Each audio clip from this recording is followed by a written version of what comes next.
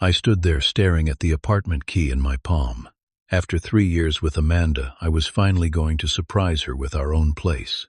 The metal still cool against my skin, I imagined our future together. Morning coffees on the balcony, movie nights in the living room we would decorate together. Even my younger brother Tyler seemed happy for me, offering to help with the move. Everything felt so perfect, so right. Then my phone buzzed. A missed call from Tyler. Tracing the key's edges with my thumb, I had no idea my world was about to shatter. Before I continue with that fateful phone call, let me know where you are watching from, and hit subscribe if you have ever been betrayed by someone you trusted. Your support means everything, as I share the most painful chapter of my life. Growing up in Seattle, I always felt responsible for my younger brother Tyler. 4 years my junior, he lived in my shadow throughout our childhood in a middle-class neighborhood where academic achievement was highly valued. At 28, I had established myself as a software engineer at a respected tech firm, while Tyler, now 24, seemed perpetually searching for his path. Our parents never tried to hide their pride in my accomplishments. "Why can't you be more like your brother?" became a refrain Tyler heard throughout his youth. Each time our mother displayed my honor roll certificate on the refrigerator, or our father bragged about my coding projects to neighbors, I noticed the slight drop in Tyler's shoulders, the forced smile that never reached his eyes. I tried compensating for our parents' favoritism by becoming Tyler's biggest cheerleader. When he struggled with algebra, I stayed up late tutoring him. When he showed interest in photography, I saved up to buy him his first decent camera. I wanted to be the supportive older brother, the one who believed in him unconditionally. What I didn't recognize were the subtle signs of resentment simmering beneath the surface. During high school, 2 of my relationships ended under strange circumstances. My first girlfriend, Jessica, suddenly believed I had been talking behind her back, citing conversations I never had. Later, Alicia broke things off after receiving anonymous texts claiming to have proof of my infidelity. I never connected these incidents to Tyler until years later. Despite these red flags, I convinced myself Tyler had matured past his jealousy. When he dropped out of college during his sophomore year, claiming it wasn't his scene, I offered him my spare bedroom in Seattle. "Just until you figure things out," I said, not realizing I was inviting destruction into my life. The apartment wasn't spacious, a modest 2-bedroom in Fremont, but it was walking distance from the trendy cafe where I helped Tyler land a part-time barista position. I covered the rent entirely, only asking him to handle groceries occasionally. He seemed grateful, and for a while, things worked smoothly. Gradually, I noticed Tyler adopting elements of my lifestyle. He switched his bargain shampoo for my preferred brand.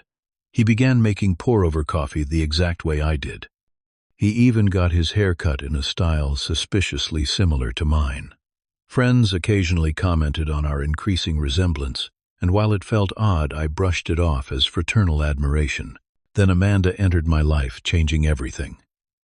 We met at a local tech fair where her marketing firm had a booth across from my company's. She approached with a confident smile, ostensibly interested in our new software platform. Within minutes, we were laughing about the awful coffee being served and debating the merits of science fiction authors. Our first date happened 3 days later at a family-owned Italian restaurant, with string lights crisscrossing the ceiling and Sinatra playing softly in the background. Amanda wore a blue dress that matched her eyes, and I remember thinking I'd never seen anyone so naturally beautiful. We discovered shared passions for hiking, classic sci-fi movies, and experimental cooking. She told me about growing up in Portland with 3 sisters, her move to Seattle for career opportunities, and her dream of eventually heading her own marketing agency. The relationship progressed quickly. By our 6-month anniversary, we had keys to each other's apartments and had established weekend traditions. Saturday morning runs followed by brunch at our favorite cafe, then lazy afternoons reading or watching movies. Amanda's ambition complemented my more measured approach to life. Where I was cautious, she was bold. Where I overthought, she acted on instinct. We balanced each other perfectly. I waited nearly 8 months before introducing her to Tyler. Looking back, perhaps I subconsciously recognized the potential for problems. The evening started pleasantly enough. Homemade pizza and craft beers in my living room. Tyler was uncharacteristically quiet for the first hour, observing Amanda with an intensity that made me slightly uncomfortable. Then, as if flipping a switch, he transformed into an exaggerated version of the charming brother I knew. His compliments to Amanda bordered on excessive. Pete never mentioned his girlfriend was so accomplished, he said, raising his beer in a mock toast. And gorgeous, too. My brother's punching way above his weight class. Amanda laughed it off, but I noticed something calculating in Tyler's eyes that should have warned me of what was coming. Our 2-year anniversary should have been special. I had reserved a table at Canlis, one of Seattle's most exclusive restaurants, and purchased a delicate silver bracelet engraved with the coordinates of the tech fair where we first met. 2 days before the celebration, my boss called me into his office with an apologetic expression. "I need someone in Boston by tomorrow morning. The Hadley account is threatening to walk." As the lead developer on the project, I knew refusing wasn't an option. When I called Amanda to explain, the disappointment in her voice made my stomach knot. "It's fine," she said, though her tone conveyed otherwise. "We can celebrate when you get back." Tyler overheard my end of the conversation as he passed through the kitchen. "Hey, I have an idea," he interjected. "I could take Amanda out for dinner so she doesn't have to be alone on your anniversary. Nothing fancy, just as friends." At the time, his offer seemed generous, thoughtful even. I thanked him, relieved Amanda wouldn't spend the evening alone reminiscing about what should have been. "That would be great, man. I owe you one." That dinner marked the beginning of subtle shifts in our relationship dynamics. Amanda started mentioning Tyler in casual conversation more frequently. Tyler recommended this great podcast about marketing psychology, or Tyler showed me this amazing coffee shop near Pike Place. Innocuous comments that wouldn't have registered if not for their increasing frequency. I began noticing their accidental meetings. Tyler happening to grab coffee at the shop near Amanda's office, or bumping into her at the farmer's market we usually visited together. Each time Amanda recounted these encounters, her eyes would light up slightly, and she'd laugh about some inside joke they shared. Most disturbing were the small comparisons that began slipping into our discussions. During a minor disagreement about vacation planning, Amanda remarked, "Tyler thinks spontaneous trips are more memorable than over-planned ones." When I expressed frustration about a difficult client she offered, Tyler says customer service is all about perception management. My 2-week trip to Boston accelerated whatever was developing between them. Our video calls grew progressively shorter, with Amanda claiming exhaustion or early meetings. The warmth in her voice diminished, replaced by polite interest that felt more appropriate for a distant acquaintance than a long-term partner. Tyler frequently appeared in the background of these calls, ostensibly grabbing something from the kitchen or returning a borrowed book. Each time Amanda's attention would momentarily shift, her expression brightening before she remembered our conversation. "Tyler's been checking in on me while you're gone," she explained, "making sure I'm not too lonely." I wanted to believe in their innocence, to trust the two people I cared about most. Expressing suspicion felt beneath me, the action of an insecure partner. So I swallowed my concerns and focused on completing the Boston project as quickly as possible. Upon returning to Seattle, I was met with a changed Amanda. She maintained physical affection, greeting me with a hug and kiss at the airport, but emotional intimacy had evaporated. Conversations became surface-level exchanges about work and weather. When we were together, she frequently checked her phone, angling the screen away when I glanced in her direction. More puzzling was Tyler's sudden announcement that he had moved in with a friend from the cafe. "Figured you two could use some space," he explained, with a shrug that seemed too casual. Plus, Jason had a spare room going cheap. When I suggested to Amanda that we consider living together, her reaction was immediate and defensive. "I'm not ready for that step," she said firmly. "I value my independence." This from the woman who had once sketched floor plans of our theoretical future home on restaurant napkins. Determined to recapture what we were losing, I planned an elaborate evening. I spent the day preparing her favorite meal, seared scallops with risotto and roasted asparagus, and transforming my apartment with candles and flowers. The small velvet box containing an engagement ring waited in my pocket, a tangible hope for our future. Amanda arrived 45 minutes late, her expression strained. She barely commented on the romantic setting, instead fidgeting with her napkin and avoiding my gaze. We made it halfway through the main course before she set down her fork with deliberate care. "I know about Lisa," she said quietly. Confusion washed over me. "Lisa? My coworker, Lisa?" I asked, genuinely perplexed. "Don't insult my intelligence, Pete." Amanda's voice hardened. "I've seen the messages, the dinner dates, the hotel meeting." My mind raced, trying to make sense of her accusations. Lisa Donovan was indeed my colleague, a married project manager with 3 children who occasionally joined team meetings via video conference from Boston. We had never exchanged personal messages or met outside of work contexts. "Amanda, I have no idea what you're talking about," I said, reaching for her hand across the table. She pulled away as if my touch might burn her. "Really, then explain this." She thrust her phone toward me, displaying screenshots of text messages apparently sent from my number to Lisa. Flirtatious exchanges, plans for secret meetings, explicit content that made my ears burn with embarrassment and confusion. "These aren't mine," I protested, scrolling through the messages in disbelief. "I've never written anything like this to anyone, let alone Lisa. And I suppose this isn't you either." Amanda swiped to a photo of someone who resembled me from behind, sitting across from a blonde woman at an upscale restaurant, their hands intimately entwined on the table. The photo was grainy, taken from a distance, but the man's build and haircut were similar enough to mine to create reasonable doubt. "That's not me, Amanda. I swear to you." She laughed bitterly. "You know what's sad? I actually believed you were different, that what we had was real."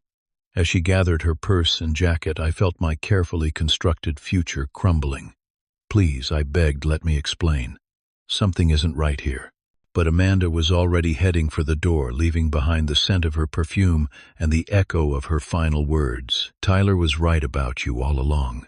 The public breakup happened at Storyville Coffee, where Amanda had agreed to meet after 3 days of ignored calls and texts.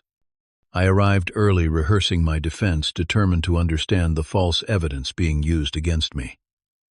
When she entered, Tyler was by her side, his hand protectively at the small of her back. "You brought him?" I asked incredulously. "I'm not facing you alone," Amanda replied, sliding into the booth opposite me. Tyler remained standing, arms crossed, playing the role of protective friend.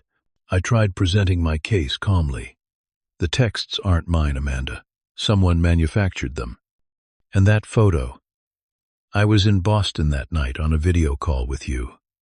We found more, Pete." She interrupted. "Other women. Patterns." Tyler helped me see what I was too blind to notice. My eyes shifted to my brother, who had the decency to look momentarily uncomfortable before his expression hardened. "Don't try to twist this, bro. I was just looking out for Amanda." The argument escalated as other customers began casting uncomfortable glances our way. Amanda eventually stood, voice trembling with restrained emotion. "I trusted you completely. That's what hurts the most."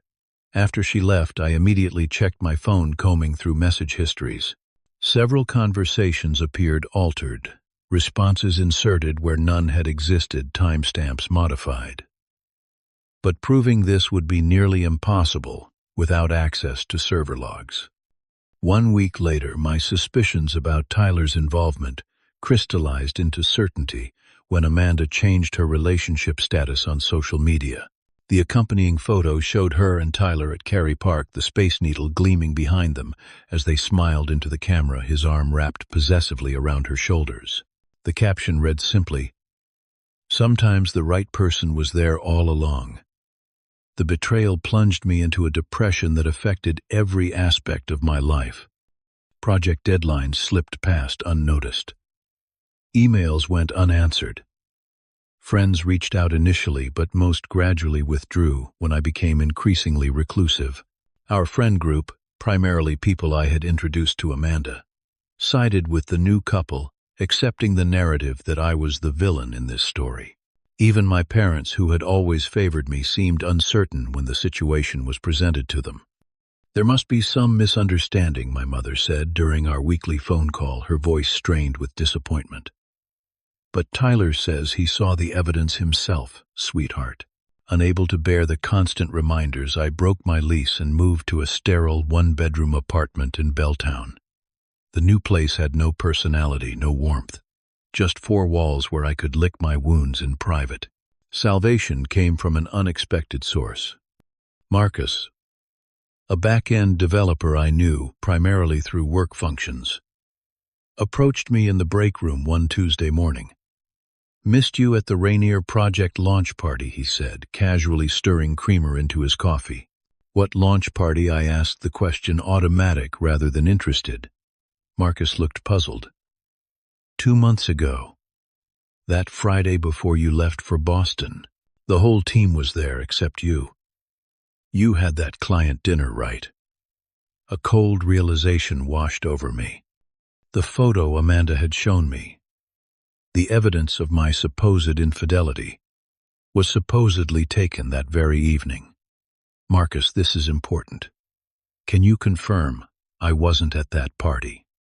His confusion deepened. "Of course you weren't there. You were presenting to the Hadley executives. Lisa mentioned you did a great job, by the way." Lisa. The same Lisa I was accused of having an affair with. Over the next week, Marcus helped me piece together the elaborate deception. The dinner photo that supposedly showed me with another woman was taken the night of the launch party, when I was demonstrably in Boston. Further investigation revealed it wasn't even me in the image, but someone with similar features photographed strategically from behind. We discovered Tyler had accessed my phone multiple times while I was showering or sleeping. He had created false text histories, established dummy accounts in my name, and systematically destroyed my credibility with Amanda. Most disturbing was finding evidence that Tyler had been planning this sabotage for months, possibly since the night he first met Amanda. He had methodically gathered information about my schedule, my passwords, even my communication patterns, to create a convincing facade of infidelity. Armed with this knowledge, I confronted Tyler at his workplace. The cafe was nearly empty, late afternoon sunlight streaming through windows as he wiped down counters with practiced efficiency. "I know what you did," I said, my voice steadier than I expected.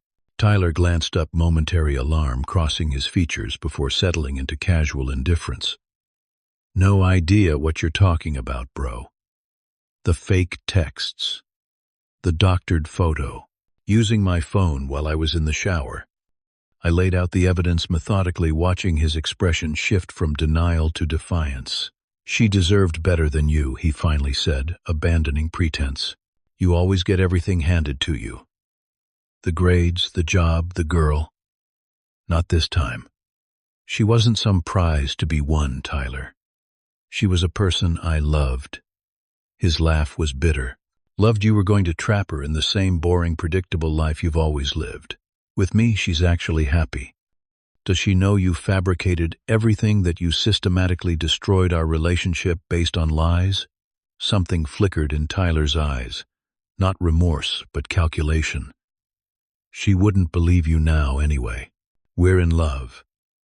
That love is built on manipulation and deception," I replied, turning to leave. "That's a foundation that won't stand." I was barely out the door when my phone buzzed with a text from an unknown number. "We need to talk." Amanda. Amanda had discovered a folder hidden on Tyler's laptop, a digital record of his elaborate scheme. Screenshots of my accounts, photo editing software, fake email exchanges. He had created even a note where he'd practiced imitating my texting style. Most damning was a receipt for $200 paid to a woman named Jenna to pose for the cheating photo. He said he was making evidence for a prank video, Amanda explained, voice hollow with disbelief. "I found it while looking for some marketing documents he promised to review." She had confronted Tyler immediately.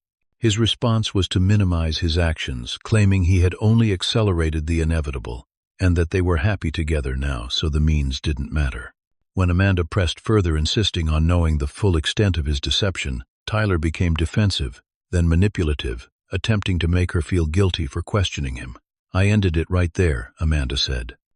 "I couldn't believe I had fallen for someone capable of such calculated cruelty." The complete truth emerged, like floodwaters breaking through a dam, unstoppable and devastating. Amanda called me on a rainy Tuesday evening, her voice small and unfamiliar as she asked if we could meet.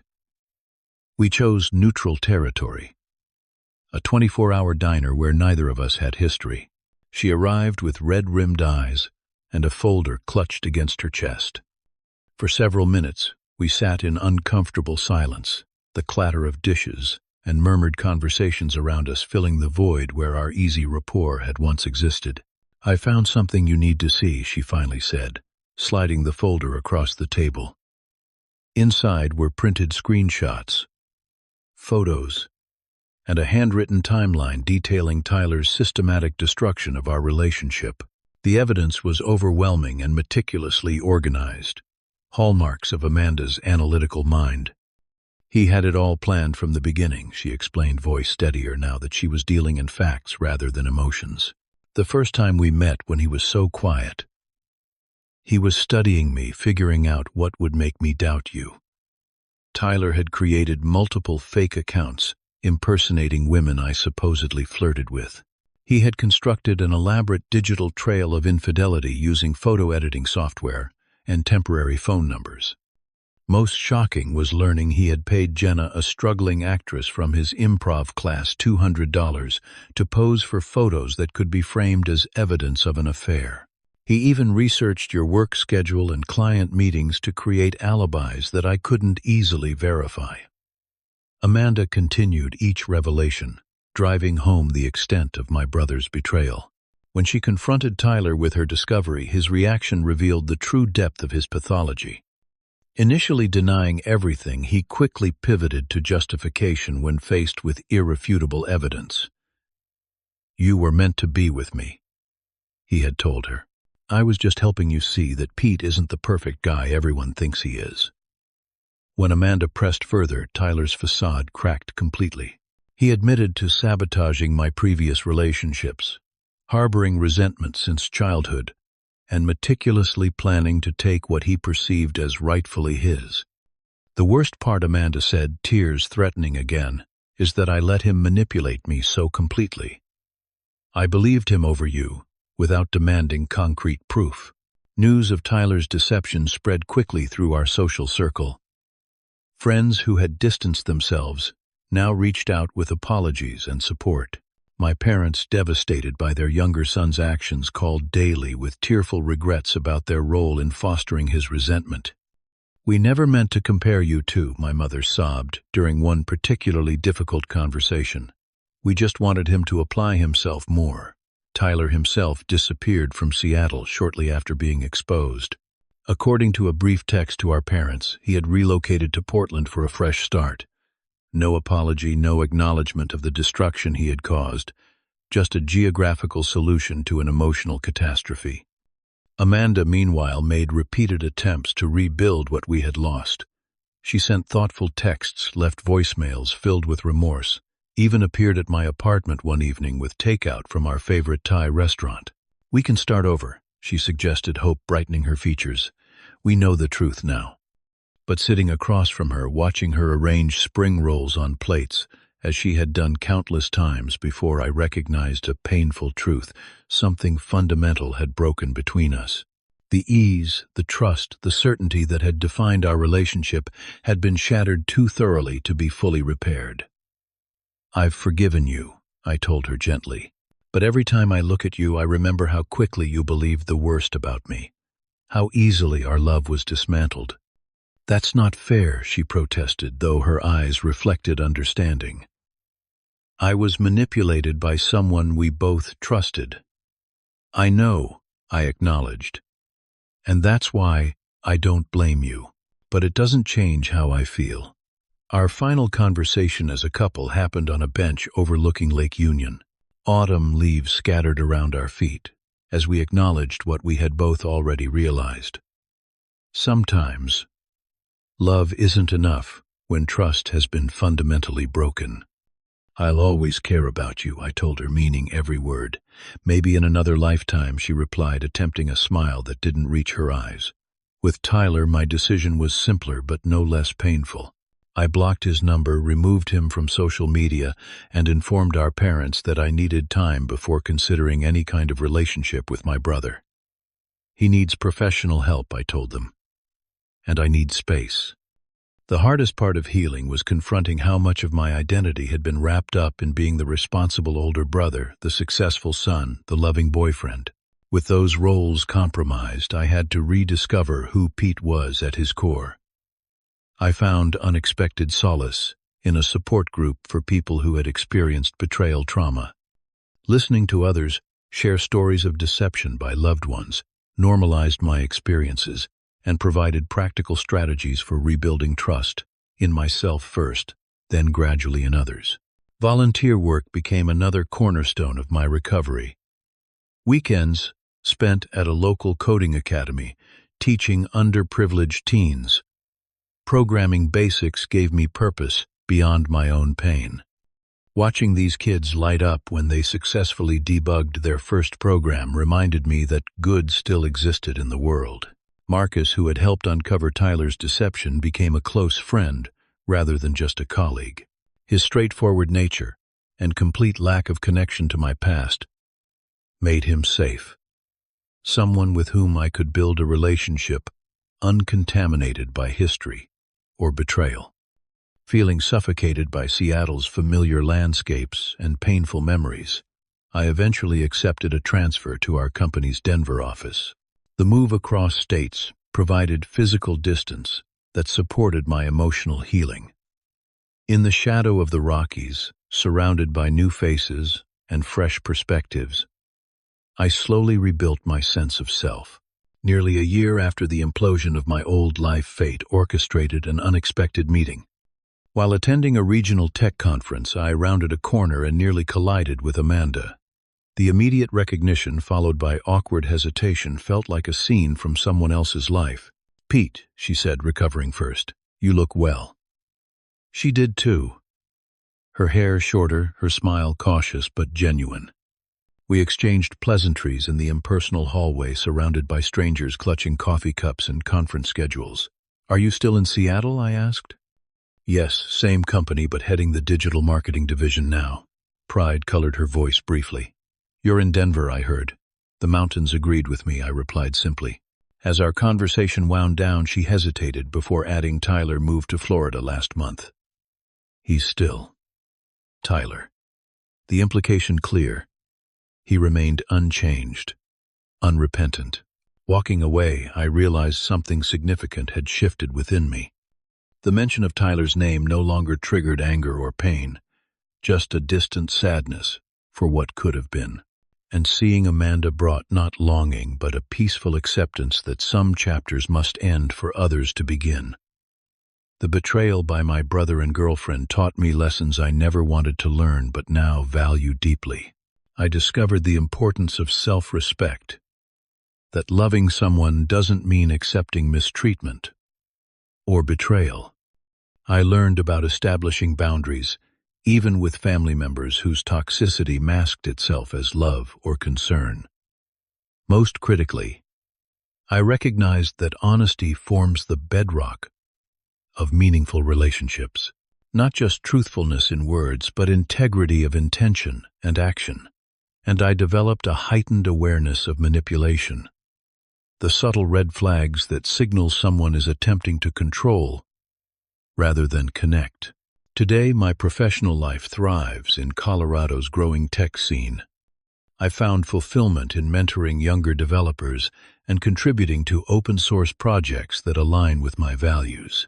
My personal life has expanded to include new friendships and eventually a relationship with Sophia, a wildlife photographer whose directness and emotional intelligence create a foundation of trust I once thought impossible to rebuild. My parents and I have cautiously reconstructed our relationship with clear boundaries and honest conversations about the past. They still maintain limited contact with Tyler, a choice I respect while maintaining my own distance. The apartment I now call home bears no resemblance to the one I once planned to share with Amanda. It reflects who I've become. Comfortable, but not extravagant.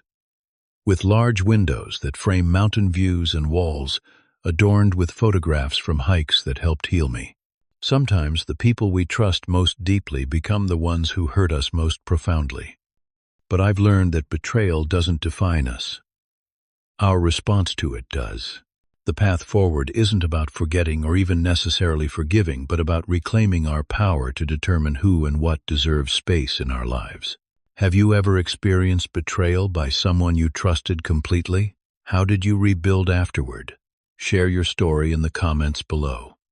If this resonated with you, please like, subscribe, and share with someone who might need to hear that healing is possible after betrayal. Thank you for listening. And remember, sometimes losing what you thought you wanted opens the door to what you truly need.